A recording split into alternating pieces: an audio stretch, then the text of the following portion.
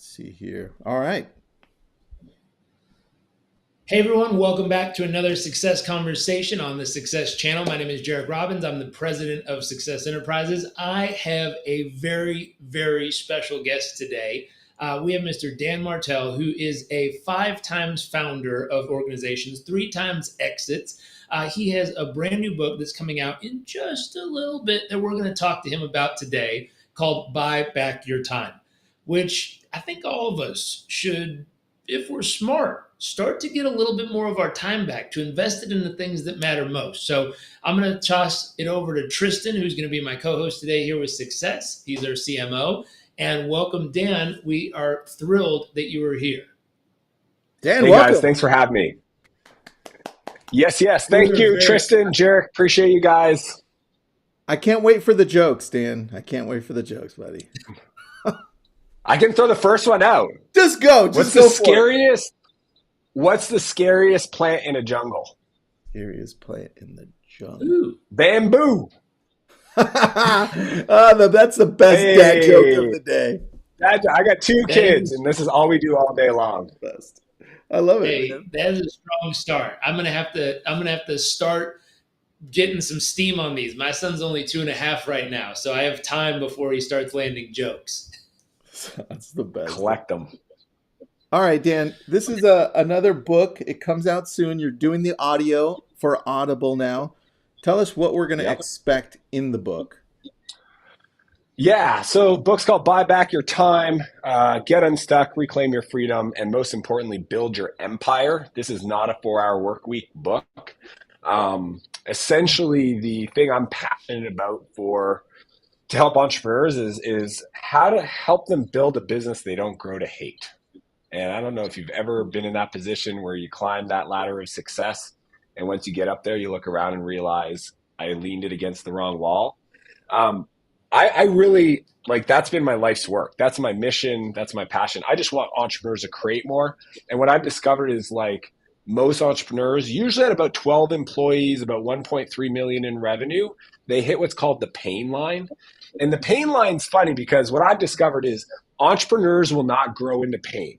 If 10xing your business next month means that your calendar explodes and your life goes to shambles, you just won't do it. You'll have an opportunity to go on a podcast like this to have a huge impact on your business, and you'll just punt it. You'll drag your feet. You could have a key hire. So usually there's one of 3 things that happens. They either stall, right? They decide, I'm just going to stay there. I'm good. Problem with that is the market doesn't stall. The competitors don't stall. And your A players on your team, they want progress. They want a future. And if not, they'll go find that person.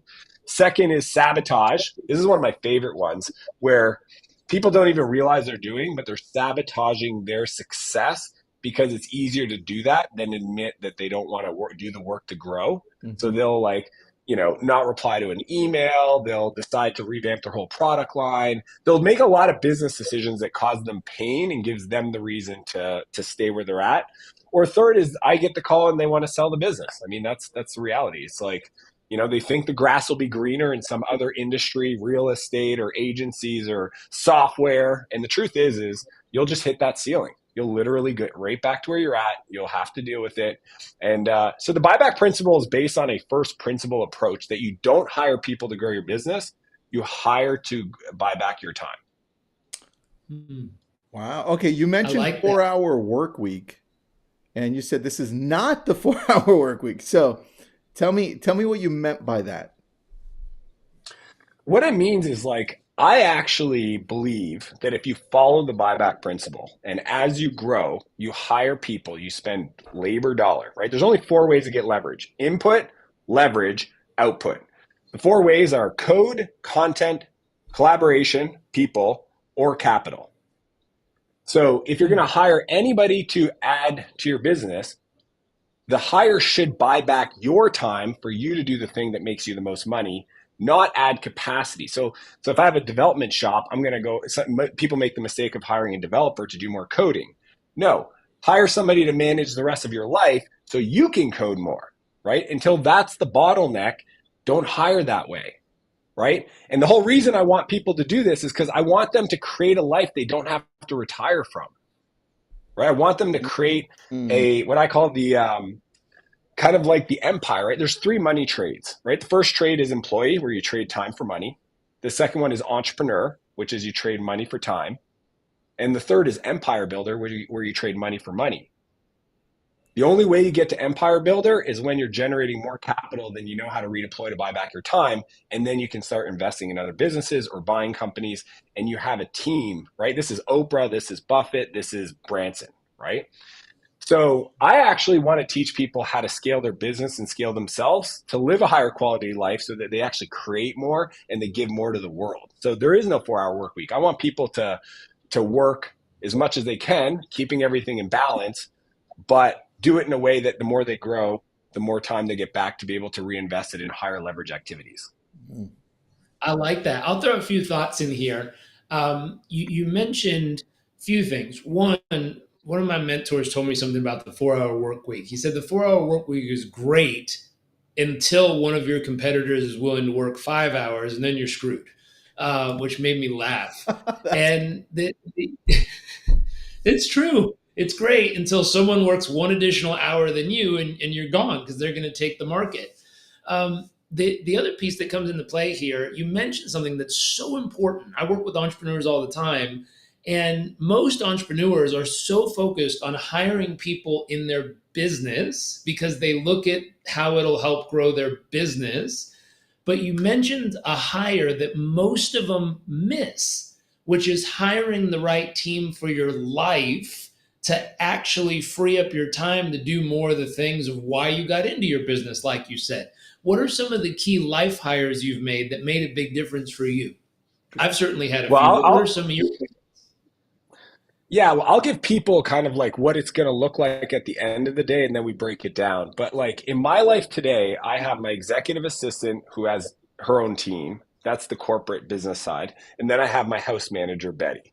And essentially, my house manager reports to my assistant, my executive assistant, and my house manager manages all my personal stuff, anything like all my cars, all my real estate, all like, and I'm talking everything, insurance, maintenance, scheduling. And the reason, when you start off though, because I have this thing called the replacement ladder I talk about in the book. The replacement ladder starts with first level, which is administrative, right? I need somebody to help me with all the things that are administrative in my business, right? Like $10 million companies were not built off of $10 tasks. It's just impossible. So then, but once you get that stuff cleared out, and that administrative person can do personal stuff, research, travel, coordination, calendar, inbox, all that stuff, which the 4-hour work week does a great job of selling you and convincing you on kind of like automating and outsourcing your inbox, which is core of the book. But then there's the next levels, like how do I move up that replacement ladder in my business? So I talk about delivery, right? When I sell something, I need somebody else to own the delivery side. Then I talk about marketing. How do I have somebody on a daily basis producing leads for you? Then we talk about sales. Then we talk about leadership. And we do it in that order because, I'm a software math guy. It's literally the most efficient labor investment you can make in that order. Administrative, then the next cost from that is going to be delivering what you sell. Then it's going to be an investment in marketing. Then sales last, because sales is something usually the founder can do better than other people. And if you're doing 40 hours of sales a week, I would argue that's a really good use of your time. Then you can hire a salesperson. They take over that workload. Then you start running the business, and then you can start hiring leaders in each department, right? So it's really just about what's the sequence, because I believe sequencing equals success. What's the right sequence for hiring so that as you grow, you're getting leverage, you're able to invest that time, the free time, into higher dollar, higher energy producing activities, and then keep making that time trade. Smart. Dude. So smart. So smart. I love this. And so in the book, do you cover, I know some people struggle with like, where do you find this talent? How do you hire them? Is there a process to follow? Do you cover that in the book as well? Yeah, I do. There's two fun things I talk about when it comes to people, because I realize like hiring is one thing, but then even leading people, a lot of entrepreneurs are guilty of just being horrible leaders. So I actually have like some really tactical strategies that I think would take care of 98% of the circumstances that get created. But on the recruiting side, yeah, I have a very specific framework called the talent pipeline. And what's unique about it, and I'll give you the three, is one, every submission has to be video based. So every person that applies for that position has to submit a video answering very specific questions, which I go over in the book.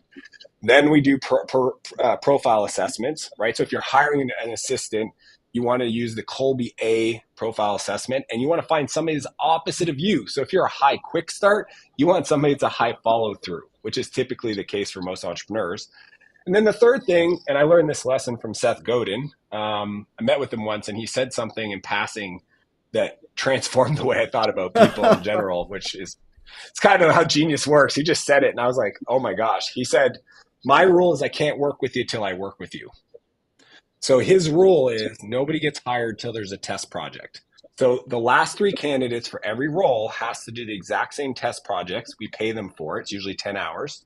And then we evaluate it or have them present it to the team. And then we choose the final candidate. Those are 3 non-negotiable, what we call quality filters for all hiring that I think is abnormal or unique based on what I've seen most companies do. Damn, man. That is really good. I love that a lot. Now, you mentioned horrible leadership. When you're saying that, what does that look like? What does horrible leadership look like? Oh, man. Well, here's what I've discovered with entrepreneurs is most of them are never taught how to lead, right? Most of them have a hard time leading themselves. And they have just a lot of emotional attachment to outcomes. So one thing I share often is that your number one strength becomes your Achilles heel as you grow, because it's the thing you're most critical of, that it's the last thing you're going to let go of.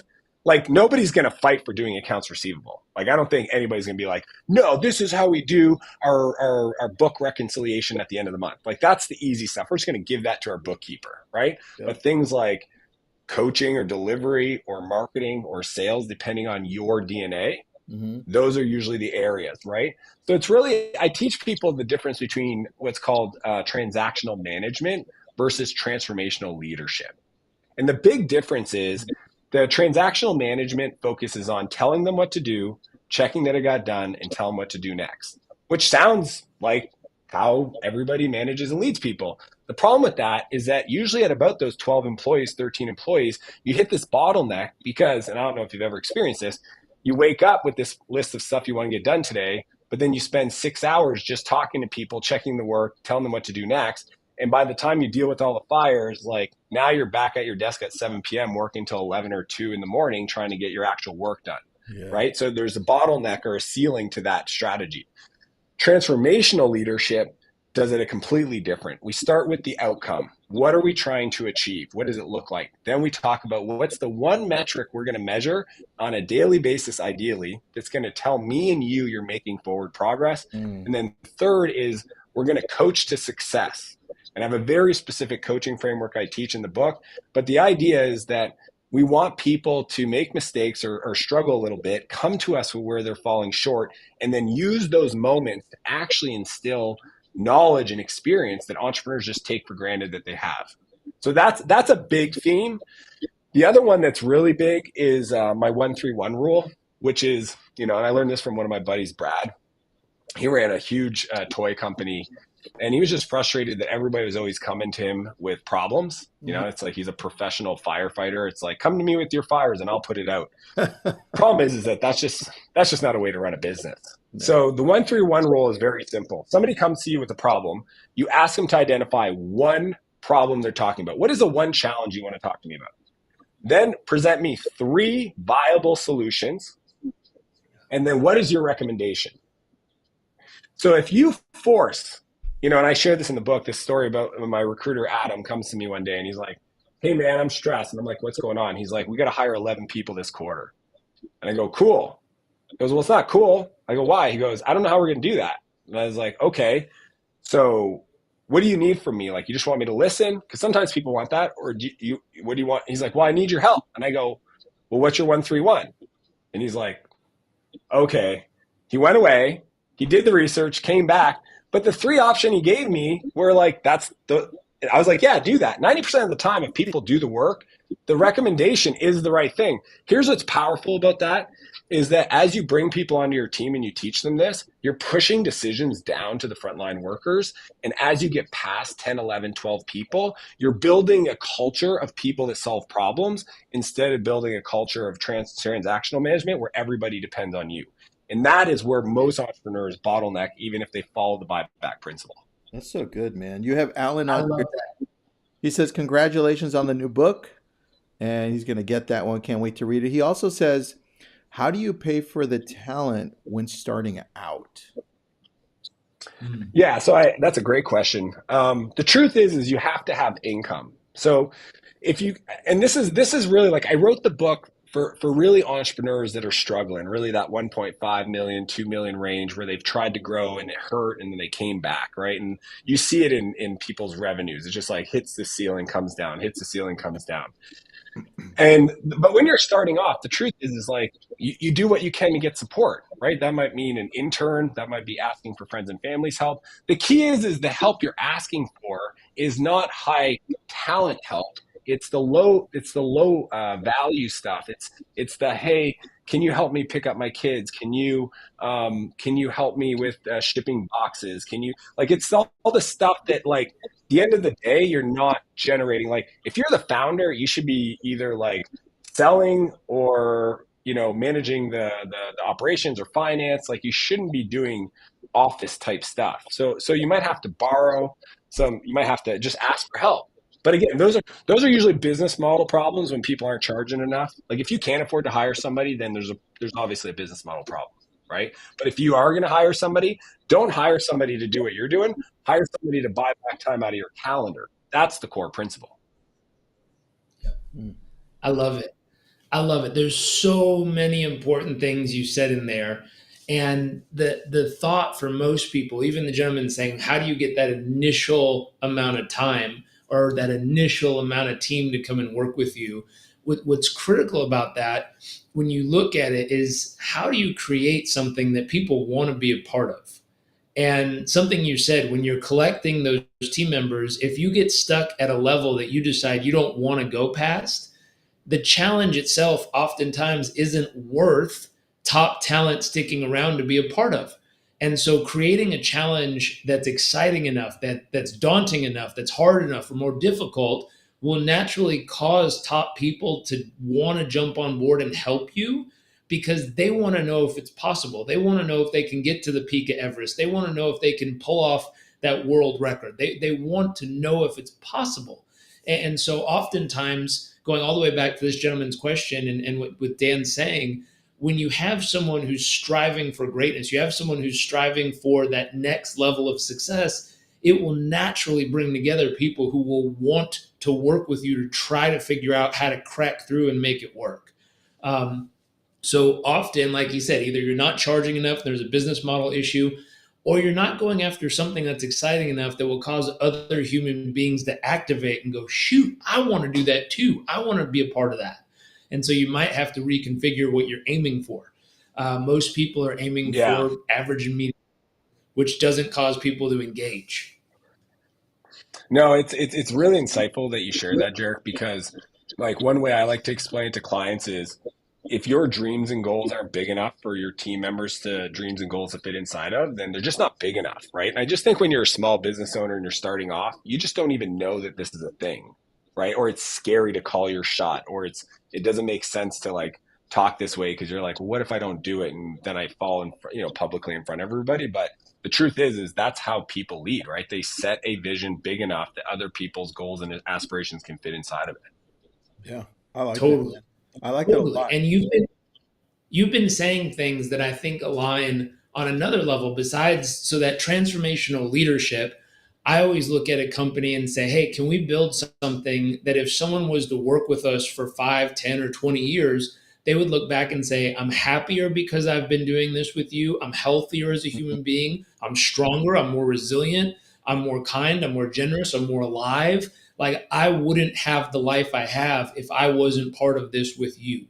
And so that transformational leadership part, both empowering them with the skill sets to lead, to make decisions, to navigate the business, and setting up a business structure where it actually causes them to elevate as human beings just for being a part of it. And if you can build that, people tend not to go away from it, because even if they do and they're like, oh, I'm going to go over here for money, or I'm going to go over here for something else, Mm-hmm. once they experience what the average culture is like in another company, they zip right back and realize how special the one that you built for them and with them. Another thing you mentioned was, and I love this concept. Scooter Braun said this, who's the manager for Justin Bieber and a bunch of those artists. He said he doesn't believe in work-life balance. He believes in work-life harmony. And he said, if you think of music, the orchestra, if the orchestra was in balance and the horns were playing just in balance with the drums, it wouldn't be music. It'd be horrible. It'd just be a mess of sound. Versus when you get the right harmony between the instruments, all of a sudden everything flows together. And sometimes the drums are louder, sometimes the horns are louder, but at different moments, it's all working in harmony, which makes music. And I was like, wow, that's cool. And I think a lot of what you described, from your house manager to your executive assistant who's running everything and coordinating and organizing, a lot of that's creating harmony in your life. It's creating harmony in your business. It's creating a flow that everything's consistently and rhythmically moving through, that's giving you the ability to get back your time. Now, here's another question. I know there's a lot of business owners out there who the thought of getting back time is intellectually exciting, but emotionally it's frightening, because truthfully, they don't know what they're going to do with the extra time. Do you help people think through what they might do with that extra time once you free it up? Because I know I've met a few who've Yeah. actually systematized their business, freed it up, got bored as all can be, and went right back in to create problems just so they could have something to do. Yeah, I actually addressed that in chapter 3. I call the 5 time assassins, because that whole like create problems, the whole, entrepreneurs are entrepreneurs because they can deal with a high level of uncertainty. And when that uncertainty isn't present, they create chaos in their business to bring it to life, which is fascinating in itself. But what I teach is the investment quadrant. I have this thing called the drip matrix, which is 4 quadrants for how to work up into the top right, which is all about production. Like, how do you wake up every day and execute in your zone of genius, your unique ability, what I call the production quadrant, and just like know that when you're working in flow and on purpose, and leveraging your unique skill set. The investment quadrant is how do you trade that time to move up there. And there's 3 investments to make. One is in a new skill. No matter where you're at in your business, if you want to get to another level, you have to discover the new skill set for you to become the person who can deal with that new level of growth. Mm-hmm. Period, full stop. If you're at 10 million, you want to go to 50, you got to learn a new level of skill in regards to leadership and culture and business operations and financial metrics and strategy to be able to unlock that growth.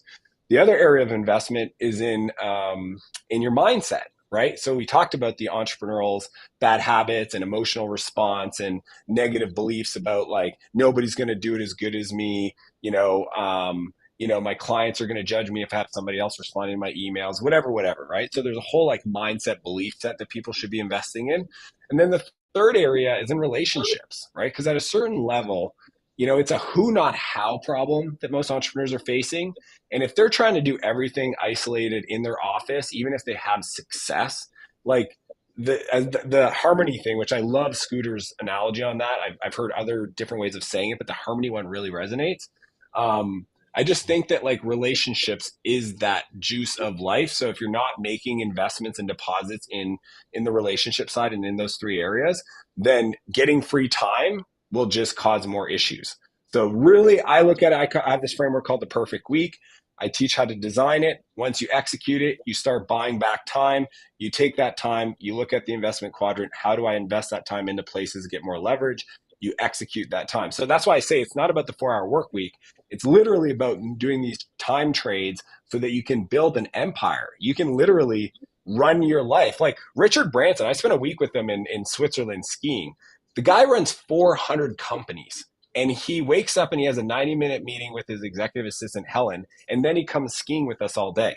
Right? Like, and that's considered business. Jarek, we're doing it wrong, Jarek. There's a level that you can get to, and I talk about Andy Warhol and Tom Clancy and Oprah Winfrey and Buffett, but like all these people we see and we admire, but we don't realize that they're not working. They're just working in their genius. And they did these time trades the whole way up because it's the only way to build the empire. I do. You've got a question on this because part of what you're saying is also building along the right people that can help you. And obviously you're helping them too, right? Question says, can you elaborate on that 131 so that they can start doing that better? Yeah, so like I'll give you real examples that happen to me all day long. So like what's one recently? Oh, my videographer was having a hard time with the strategy for TikTok ads, right? He's like, I don't know what it is. And my reply to him, he just happened to call me because he doesn't report to me, but he's my buddy. And I said, well, what's the one problem you're trying to solve? Even that question on its own, most people don't ask themselves, what is the problem? What is the one thing I'm talking about now? Because I don't know if you've had friends that complain to you. They literally go in circles. They'll like be like, this is a problem. It's like, oh yeah, why is that? Well, actually, it's this other thing. So getting clear on the specific problem they're trying to solve is key. So he was like, oh, I need to find somebody that can create like we've got the creative, we don't have the ad. Okay, so you need to find somebody that can publish the ad management side. Yep, perfect. What are your three options for that? Well, I don't know. I said, well, do you need to do some research to figure it out? He's like, yeah. And I was like, cool. Do you know where you would go to start the research? And he's like, yeah, I'll hit Google. I'll post in my Facebook group. I'll ask some friends.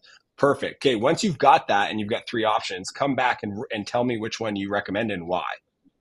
And he's like, cool. He literally texted me 2 days later and he's like, I'm sorted. I'm good. I got it. Right. He's like, I'm going to hire this guy. I got connected to him, blah, blah, blah, blah. I'm like, cool. But what I did there is I taught him he can come to me, but I'm going to ask him these same three questions. So like next time he's going to just ask himself those three questions, look in the mirror, answer the answer, and then move forward. And it also protects you because like entrepreneurs have a hard time with people making decisions on their behalf if they don't feel like the person thought through the different options. Because that's what we do at a high level, right? On a daily basis, entrepreneurs are getting imperfect data and we're making decisions. But that imperfect data, we're running them through simulations in different scenarios, right? We're like, well, if we do this, then this is going to have this. So we just want to know that people making decisions on our behalf have at least done that. So when we ask people to present those three and we go, oh, those are good three, or you know what, those are all the same. Those aren't even different. How about this? What about that? And they're like, oh, okay, I get what different looks like. Then we feel more comfortable with delegating and abdicating and really empowering people to make decisions. Dude, Glenn Sanford's watching. He's the CEO of Success. Glenn is the man. Yeah, we just met down in Palm Springs. That's funny. I just texted him the link, so if he wants to jump on, he can jump on too. So he might jump on. Dan. So that would be awesome. Thanks for explaining that 131, man. I took notes on that. I love that. Jarek, anything you want to add to that, buddy? Oh, there's so much here. I could talk about this topic forever. I've I do personal performance coaching. A lot of the clients I work with are business owners, and just watching how they go through these layers is so critical and important. And at every stage of their journey, realizing all the things that Dan's sharing with us here are the key linchpin items that, like, once that one gets in place, it opens up a whole nother level of business growth. And the next one gets in place, it opens up a whole nother level of opportunity. So I'm really excited to read this book and see how you've put it all together.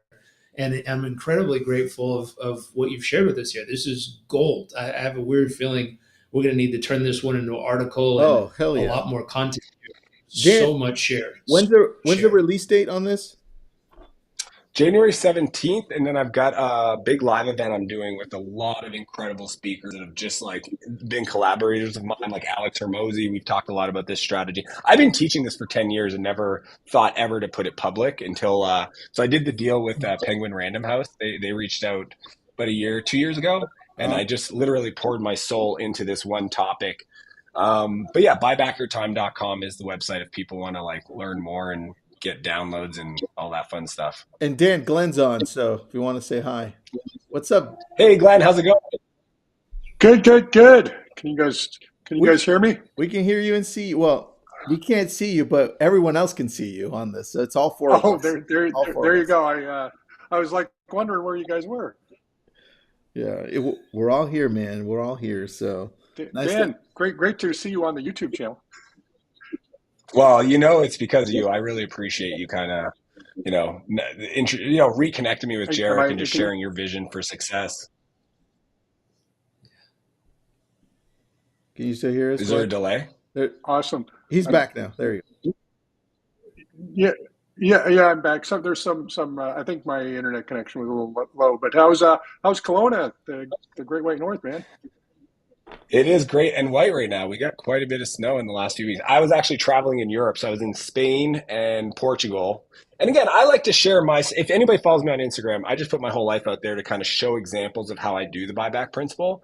But that's just a great example where I restructured my perfect week to match European. I was traveling with the family, but all my businesses grew while I was gone, right? Because I bought back the time. I have great leaders, but I also have systems, and I could talk to my executive assistant for 30 minutes while I'm driving to a new city, and we can move projects forward. I mean, I'm in the middle of a big book launch and traveling the world. I'm really excited because I want people to create more. That's my passion. My movement that I'm trying to create is the buy back your time movement, but my mission is to help entrepreneurs create more. That's why it's to build your empire. I don't want them to just chill out. I just think that if people actually worked on the things that lit them up, that made them a lot of income, they would do more of that. Yes. Yep. That's it, dude. And we get bogged down with all the other crap. Like you said, the $10 work instead of the $10 million work. And that's the sucky part. Yeah, and then you hit that pain line and then you decide to shut it down or try something different or make more pain in your life. And I really want to just shine a bright light on how entrepreneurs, because there's the E-Myth and there's all these other classic books that talk about scale, but I felt like they were missing this one part about how to deploy labor in your business to actually build that life that you want. Everybody wants freedom. It's why we start companies. And yet sometimes if we do it wrong, our business becomes the ultimate jail cell. So true, dude. So true. Glenn, anything you want to add here in closing, buddy? You caught us on the tail end, which is amazing that you're on. Yeah, well, I'm going to go back and watch the video, and it's just interesting because I'm actually literally researching online a number of virtual assistance companies specifically to make my life more manageable. I know, Tristan, you do it. Dan, you've been talking about it just a little bit that I've been noticing, and been building up my mind map literally this morning for that exact thing. So go back and I'll watch this video. Well, Glenn, let me do this. I want to get. Oh, go ahead. Make sure to talk to Romaine on our team, Glenn. She trains virtual assistants and online business managers. She has hundreds of them she's trained. Gotcha. Awesome. Cool. I'm going to give a gift to everybody, though.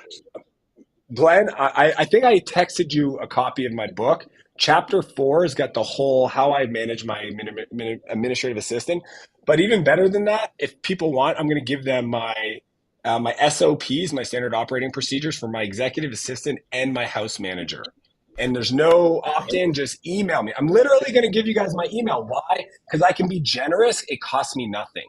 This is the power of buying back your time, is you can literally do more to serve. So if you email me at dan@danmartell.com, 2 L's to Martell, DAN@danmartell.com, and just write something like executive playbooks or EA playbooks, my assistant knows she'll pick it up and she'll reply with probably the SOP for the EA one, the house manager, and even a training interview with an assistant I hired a few years ago, walking everybody through on the call how I hired her, trained her, and what she does on a day-to-day basis for me to really inspire people.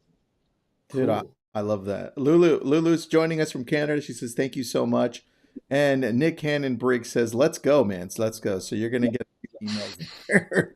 So there you go, man. Cool. I love this. Thank you. Thank you so much for being on. Glenn, Jarek, Dan, y'all rock, man. Happy Black Friday, day after Thanksgiving. Yes. Yeah, appreciate it, guys. This is amazing. Thanks, guys. Thanks, guys.